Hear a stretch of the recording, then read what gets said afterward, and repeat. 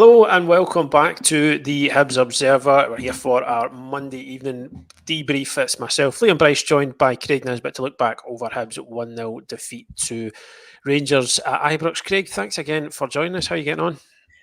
I'm not too bad. Not too bad. I'm on after a defeat, which is pretty standard, but a sort of a different feeling from that one. Yeah, so you take what you get in that sense, I suppose. But very on brand to have Craig on after a Hibs defeat.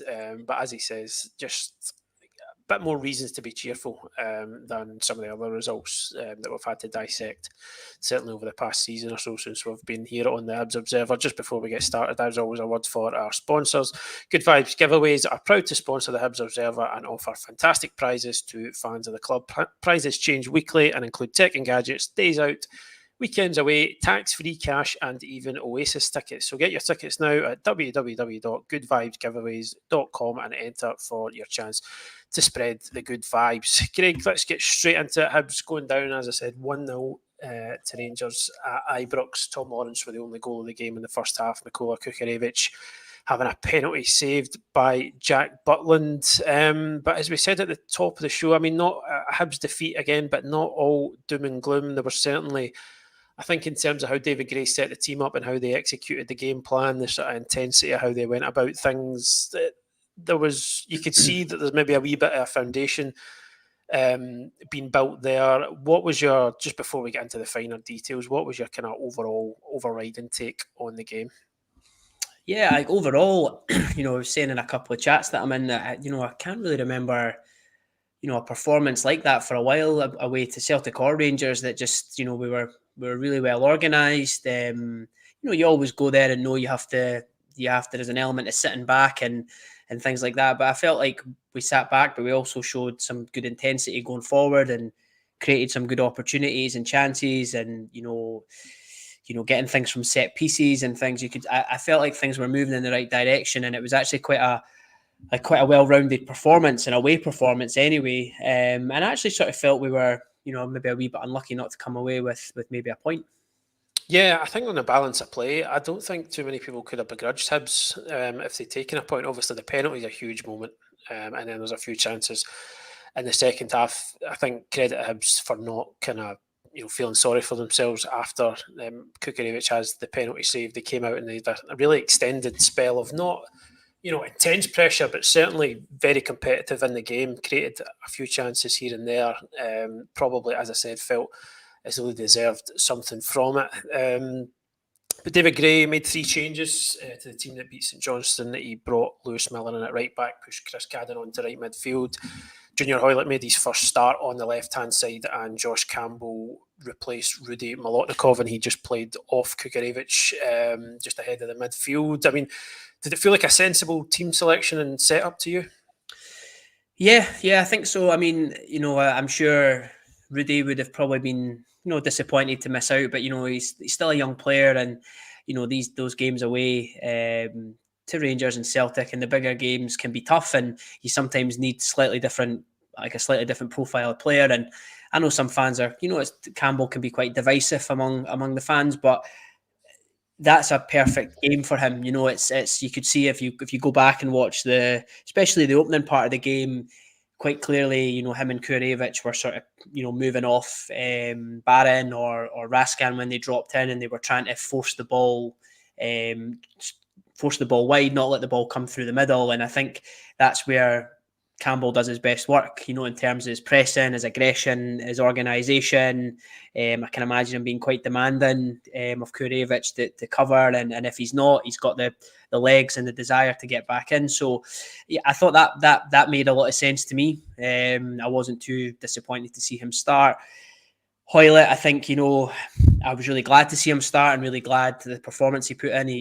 I thought he was excellent. I think I tweeted it after the game that just his touch and obviously his quality on the ball and his deliveries, but I just felt like when he got on the ball, he sort of slowed things down. He used his body really well. He's just very, very clever, and something that we've been missing. So it was great to see him get minutes, but also just put in that level of performance. And Miller, I can see. I think it made sense to put him in at right back and put Cadden forward, and almost have two right backs and people that could kind of cover and naturally cover one another. Which, the left hand side was an issue for us, and Rangers kind of exploited that quite well. I didn't think it was his best game. But he did grow into it in the second half. Just the first half, it was just littered with too many mistakes. But overall, I thought Gray got the team pretty much spot on. Considering as well, missing Newell and Boyle, like we can't just and Bowie as well. Like three probable starters and top end players. So I think with that in mind, it was a good team selection. Yeah, I totally agree. I think it was. I think the words I used there was quite sensible. He's not made kind of any great changes to the shape, but he's brought in. I think you used the word kind of like different profile. I think if you bring in Cadden for, essentially, Cadden, he played against St Johnstone. Miller comes in for Yuan, but Cadden goes into Yuan's position. You maybe lose that X factor that Yuan can bring to the team, but I think with Cadden you're getting more discipline and more sort of defensive cover on that side. Campbell, I think for the reasons you've said, same thing. I thought he ran himself into the ground, Josh Campbell, for not a lot of return in terms of not overly involved in the play on the ball. And it must be a hard thing that when you've been on the bench for a few weeks, you get the chance to start, but you're asked to come in and just do a job for the team. With the amount of possession that Rangers have, I don't know if it was kind of far off 70-30 by the end of the game. So he has done a real shift for the team there, Josh Campbell, and it's a bit of a thankless one in that sense. But you, just in terms of how Hibs set up to try and stop Rangers playing, because I think bar a few moments, they did it quite effectively, didn't they? I think you alluded to it there, that there was, from the front, really, it felt like it was all about trying to stop the ball going through the middle of the park. There was a lot of funneling Rangers into the wide areas. What do you feel was the intent there? What was the reasoning behind that? Well, I think Rangers, in terms of how they played and how they played under Clement for a while, they want Rascan or Barron to kind of drop in and get on the ball and sort of make things happen. The fullbacks have always, for a long time, Rangers have kind of gone high and wide, whether it was Barisic and still Tavernier and guys like that pushing high and wide. And then they like to sort of have the front players kind of come into those little pockets between the defence and the midfield and create those little overloads and get the ball in behind. So they're still they're an effect. I know they've maybe not been totally at the races this season, but they're still a very effective team in doing that, and they've still got a lot of quality. So I think we sat off them. We sat in quite a tight kind of mid to low block. There was obviously that as soon as the ball, don't let the ball go through the middle, but as soon as it goes wide, then try and apply pressure. And I think that was maybe the big difference from Hibs teams in the past, where I think we've set up like that. But as the balls went wide, we've not done it. We've not pressed with any intensity or any real will to win the ball back. And if you like force the team to go wide and then you don't deal with it, then they're just going to get in behind you. So I think it was a really good setup, and it was quite good to see that, as soon as the ball went wide, that we were applying pressure, we were fouling, we were making sure that they never got in behind us. And listen, even when Rangers, as they inevitably will get the ball wide and be able to put a delivery in the box, I think, the defence on the whole defended really, really well. I thought Ekpiteta was solid. I thought O'Hora was solid. And, we won first balls, second balls, and, cleared up the pitch well and moved out as a unit. So, there was a couple of moments which Rangers have good quality, so they are going to get in behind you. But I actually felt you could see they had extra time on the training pitch. You could see it was well worked, and they were just unfortunate, really, not to get anything from the game, because I think as an away defensive performance, it was up there. Yeah, absolutely. Just to give you a sort of visual representation of what we're talking about here, folks. So we're going high tech on the Hibs Observer these days. This is basically Monday Night Football. So what the sort of defending from the front, there was a lot of this. You would see the ball would go out to John Souttar or Robin Proper on the other side, and as you can see here, Josh Campbell, he would sort of let Souttar advance so far before going out to basically try and engage him. And when he did that, there was you were saying that he would being vocal and being demanding. You can see him here. He's immediately shouting on Kugarevich that he needs to tuck in. and basically cover Connor Barron, and it would basically lead to this. Kukarevich would tuck in, Josh Campbell would move out to the ball. If it was on the other side, it would be the vice versa, the other way around.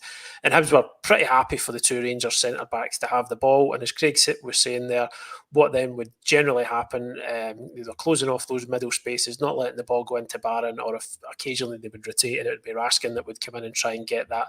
And I think, Craig, then it led to a lot of this. I think you've seen this picture here quite a lot in that first half. The ball would go out to Jeffy. I don't think, it seemed to get down that left-hand side quite a lot. I can't remember too many times, certainly in comparison, that it went out to Tavernier on the opposite side.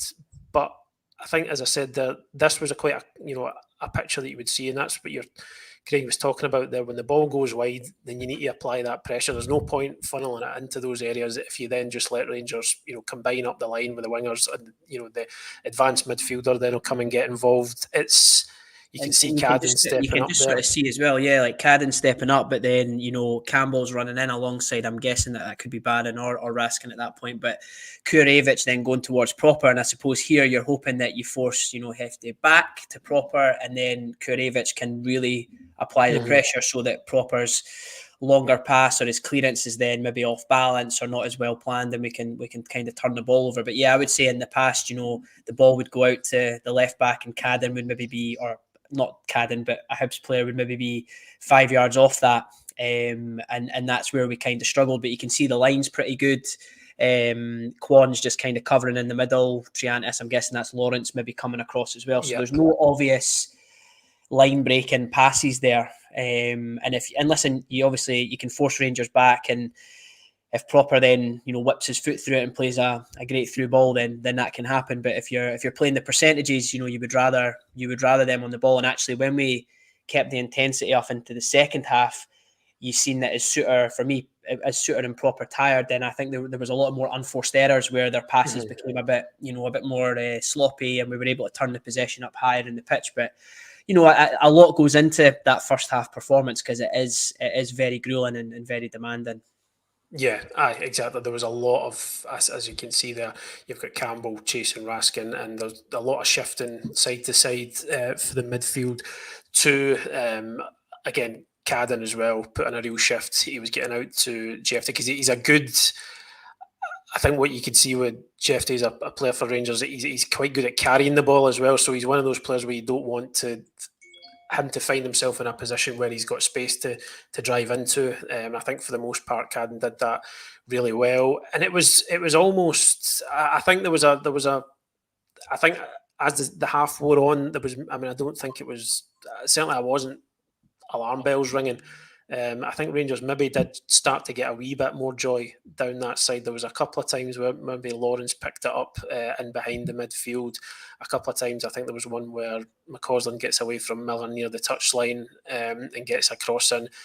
But I certainly in the lead up, we'll come on and talk to the goal, but about the goal, in a moment. But it kind of did it feel as if it sort of came from nowhere to an extent. Hibs did.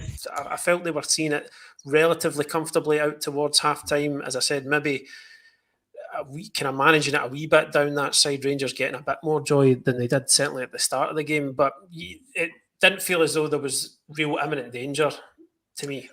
No, I think on the other side, I actually thought Cherny looked quite dangerous. He's got quite quick feet, and I remember him cutting inside Obita and putting in quite a decent delivery that I think O'Hora sort of backheeled over the bar. But yeah, it kind of focused down the left hand side, and I think they know with Miller that he is probably more prone to being dragged out of position. And I think having McCausland in there, who kind of inverts as a winger, he comes inside, just creates a bit of chaos in there. And if Jeff Day gets in behind, then it's a tough one to deal with. I kind of felt there was a wee phase maybe around sort of maybe 25.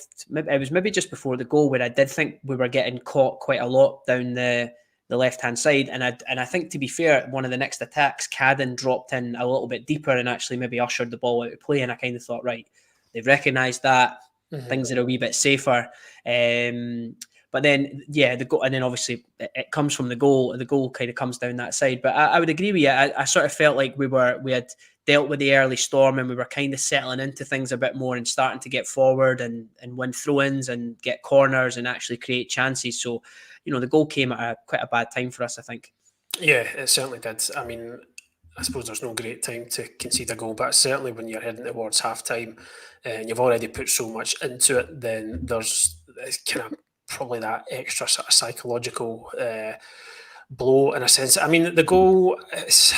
What was your? First of all, we'll maybe get into the finer details of it. But what was your take? Obviously, the ball goes into Lawrence, I think, at first, and then it gets a wee bit scrappy from there before it eventually goes back to Lawrence, and he puts it in the top corner. Yeah, I mean, the ball does get it kind of does break in, and we get almost deal with it, and then Miller kind of picks it up and he goes to ground quite easily. I'm not saying he should have, held on the ball or spun his way out of trouble and things like that, but I do think he probably had the strength to kind of stay on his feet and maybe hold off the pressure he was getting. Obviously, once he goes down at that point and the ball bobbles back out, there's a massive space where Tom Lawrence is standing in, obviously just onside. Even as the ball goes there, I actually thought Kwon recovered really well, but he just overcommits. He sort of runs really quickly, doesn't slow down enough, and you probably know that Tom Lawrence is going to come inside, and he just kind of overcommits, and Lawrence just doesn't really do much. He just sort of drops his shoulder and comes inside, and then at that point, when he's in that position, it's still a lot to do, but I mean, his quality, it's an unbelievable strike and finish. So it was a real shame because I think we were we were punished for that, just a couple of errors on top of one another.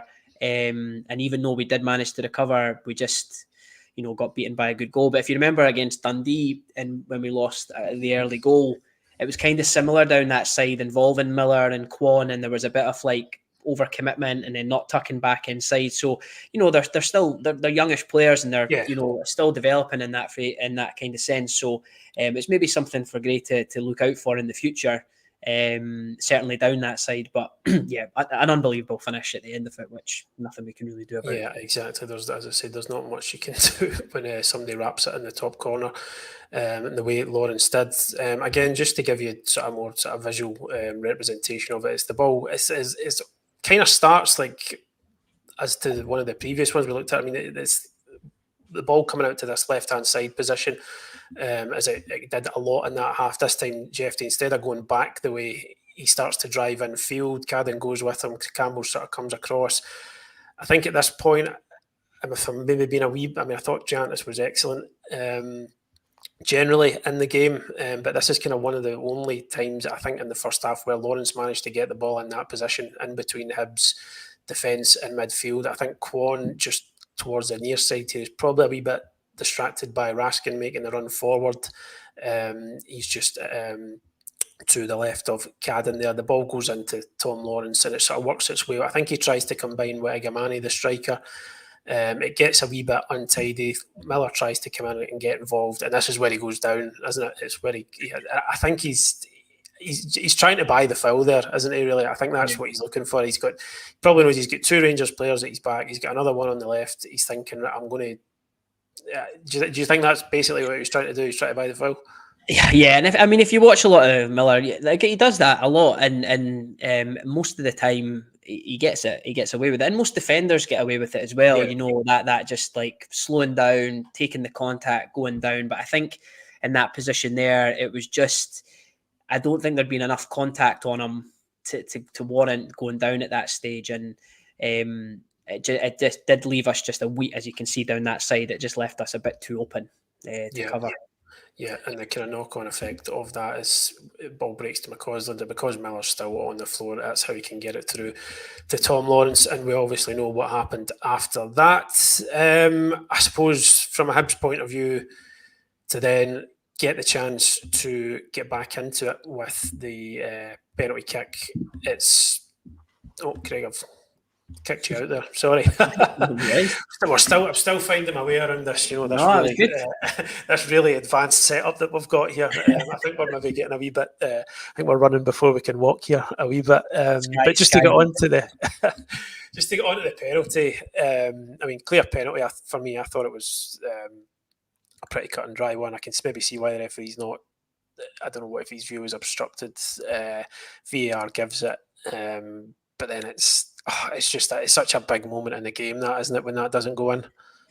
Yeah, I mean, a definite penalty. I know Clement's been sort of dancing and singing and getting all sorts about it, but you know, I think Shooter does turn his back. He goes to block it, and actually, regardless, like where his position is, he actually kind of moves his arm towards it just at the last second. So definite penalty. You know, I think the rules, I did see a tweet about somebody talking about the rules and saying that there was no red card because the goalkeeper's behind them and it's there. I maybe thought a yellow, but, you know, I wasn't expecting a red card in that moment anyway. But yeah, the penalty itself, I mean, I just think when you do one of those sort of stuttered run-ups, you need to then put a lot of weight behind the strike. You know, I think if you're going to do that, and it just seems like that run-up took a lot of the power out of his strike, and you know, when you see it back from, you know, behind Kurevic, and it's really not very powerful. It's not anywhere away from Jack Butland, and it's a huge moment because I think if you score that and you see it out till half time at 1-1, no doubt there would be a lot of booing, I think, at that point, because it had been a really sort of quite poor performance. And then, you know, if we repeat what we went and did in the second half, you could come away with a point or maybe even nick it, you know. So I think it was really disappointing, but I have to say, I suppose the only positive I can take from it is that in the second half we actually came out and we still had a goal and we still played with like good intensity. So obviously they were able to pick themselves up, or the Gray and the coaching team were able to pick the players up, which again I think is a good sign. Yeah, because they could very easily have just felt sorry for themselves, I suppose, and I think the term David Gray used in his post-match press conference was, you know, we could have went under at that point, because it was, from his perspective, he was saying it almost, you know, the reaction of the crowd almost is akin to Rangers scoring another goal. The crowd gets up after that. They're probably Rangers get a lift from it, and the fact that it's right on half time is then Hibs then have 15 minutes to go and sit and stew on it. But I mean, it was heartening, I suppose, from a Hibs perspective to see them come out and make a go of it in the second half. And it just makes you wonder, as you said, that you kind of alluded to, that if that goal had gone in, how would the atmosphere how would that have ended up? Because I think it started, even when Rangers 1-0 up, it still started to turn. Certainly from where we were sitting, it was getting, you know, there was a real kind of anxiousness around Ibrox, and it was to the point where I think the winger Czerny actually had a go back at the crowd. So it was seeping from the stands onto the pitch. Again, it just emphasises how big a moment that was, and how different it could perhaps have been in that second half if Hibs had gone in level, and then the second half takes on the pattern that we saw. But it was certainly, Hibs went out, they had a go in the second half, didn't they? It was, from an attacking point of view, they certainly, do you feel, just certainly imposed themselves on it a bit more? Yeah, I think they were, you know, we'd actually, you know, even some of the chances in the first half, you know, like, you know, Kwon strike, and, you know, I'm pretty sure that led to the corner, which then, you know, highlight, it was clipped to the back post and Ekpiteta's header, and then the chance for Kurevic. So we were actually creating like some good chances in set pieces. We had a lot of throw-ins, and I know we're kind of launching them in the box at this stage, and we're not really getting much sort of chances created from them, but we were getting into good areas, and because of the long throws and stuff, we're able to get the ball closer into the box and pick up the second ball and attack. So I think it was, and yeah, the second half, I was really intrigued to see. I think I said again on Twitter that I don't think I would have made any changes. I think I would have kept things the same, stay in the game, because I was kind of thought, I wonder if Rangers will come out and have the lift and go, right, we're gonna sort of push them here and take them, but they really didn't, and we managed to sort of deal with that early storm, and then we started to get into the game. And, you know, then I really like, you know, Gray's subs. You know, he obviously put Yuan and Gale on, which I think were, you know, quite attacking subs, and sort of saying, no, we're gonna push for things. So I like that about us, and again, we created some good opportunities. Gale, had a great header that just whistled past the post, and I think we caused them problems right up until the end of the game. I do think, as once I think Levitt and McCurdy came on, and then Mariah Welsh came on, it kind of, and I know Rangers made a few subs as well. I think the game sort of drifted back towards Rangers a little bit, and then it didn't quite peter out, but I think there was a certain moment I sort of felt 60, 70 minutes where I thought, right, well, I think we've got a real chance here. I think if we get a goal here, I think we'll be able to get a point out of this. And yeah, maybe just sort of slipped away after that. But that's no criticism of the guys that came on overall. But I just felt like we had the right players on the pitch, the right organisation, the right desire, the right, everything about it was really good. And yeah, we were just really unfortunate not to get something. Yeah, so just to give you a sort of visual representation of how that panned out, let me see if we can get a better view on that. Yep, we can. This is just from our data partner, StatsBomb. It just gives you a sort of representative in terms of expected goals. And I know sometimes people start booing and hissing as soon as they hear that phrase, but I think in this format it's particularly useful because this is basically, they call it, you can read this more in depth on our website. It's the expected goals race chart, and it just sort of gives you an idea of the flow of the game and who was on top at certain points. And obviously Hibs, you can see that big spike right before half-time in expected goals, which was obviously the penalty. But I mean, if you just take the second half, you can see Hibs having that spell, chances being just basically a representation of chances being created. Again, none there really that you would, apart from the penalty, that you would classify as big chances, like really glaring chances, but an extended bit of creativity, at least there, wee bits of half chances here and there. I mean, I'm not saying that Hibs were putting Rangers under the cosh at any point, but if you look at their Rangers sort of trend line in comparison, it's pretty flat for most of that second half. They didn't really trouble Hibs at all, and if you're just taking that second half in isolation, it was the away side that were potentially causing their opponents a bit more trouble. So again, it's not these kind of things. It's not to say, Hibs deserved this or they should have won that game just because they had higher XG. But it's like at the end of the day, you've still got to put the ball in the net, don't you? You still need to apply that. Expected goals only takes you so far. I think sometimes you can maybe put too much weight on it because it essentially stops before you apply that finishing touch, which is still the most important part. But it does give you, at least in this format, an idea of how the flow of the game, how it was panning out. And I think it was just missing that final touch on it. And I think we asked David Gray a bit about this. Is that kind of the next step when you come to places like Ibrox, Celtic Park? If you can be defensively solid, if you can be well drilled, well organised, it's just then capitalising on moments, big moments. Obviously the penalty was the obvious one, but in that second half when you've got a bit of momentum behind you, in terms of the run of play at least, it's just making that count, isn't it? You've got to find that extra bit of quality from somewhere to tee up a good chance or to show that bit of calmness, and that's probably still, would it fair to say, just not quite there yet? Yeah, I think so, and I'm really glad that when I said 60 to 70 minutes, that kind of matches, because I hadn't actually read it. It's almost spot on, actually, yeah. But no, and that's where I go back to, I think I said at the top of the show about, and again, it's not a criticism of McCurdy or Ewan or Levitt coming on or whatever, but if those subs at 60 minutes are, Bowie coming on, Boyle coming on, Joe Newell coming on, then, you can maybe see at that point, well, we could really go for it here. We could really have them at that point, especially after Europe. There was clear fatigue. They were struggling, even their subs that came on. So I sort of felt like it was good in one sense that we were able to see that, right, that team can go 70, 75 minutes and we can go up against a side like Rangers, who are still a good side, and we can create chances. You're spot on. None of them were, I can't recall Butland making too many saves or things like that, but we were getting into their half. We were causing issues, and against lesser teams, we probably will get better chances and probably hopefully would score goals in that. So I think I'm hoping the big thing that they're taking away from the performance is that if we can apply just a little bit of that to the upcoming game at the weekend and things, and it's different when you're at home and these other aspects, but we certainly look like we've got the foundations anyway of a squad that can certainly compete and get into the top 6 and beyond. But yeah, that final piece of the puzzle is putting the ball in the back of the net and being there. But I sort of felt with that lineup, and maybe it was just that opposition we were against and things like that. But we did create some chances. Kwon had a couple of shots from range. Campbell had one.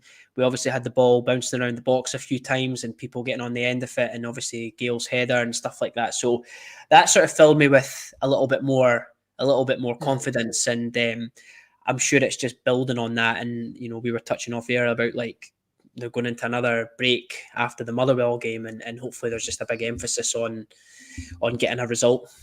Yeah, absolutely. I think the key word you used there, and I think it was the same one that myself and Patrick used when we reviewed the game yesterday, is just foundation. I think there is kind of signs now that there is a stronger foundation there from which to build on.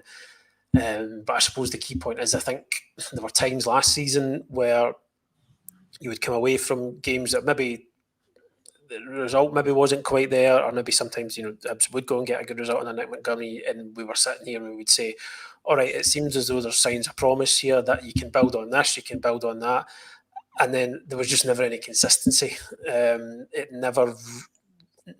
ever really took off at any point. If you were coming away thinking, there was promising signs there, this could be taken further, it just never really ignited or sparked at any point. So I suppose that is what you're looking for going forward, taking a performance like that, the foundation, as we said, that it lays in terms of defensively, and having that kind of options in attack. Obviously, hopefully Martin Boyle will be back before long.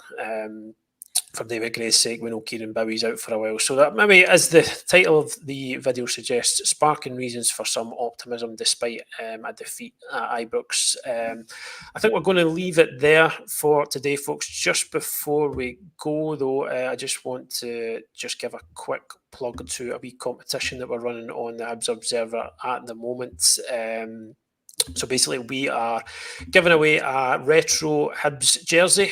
You can see it's a 1992 replica, I believe, purple and green from back in the day. We're giving that away on our Twitter account. So basically, all you have to do to enter the competition is go on to our Twitter account to find that. It's at Hibs Observer _, on there.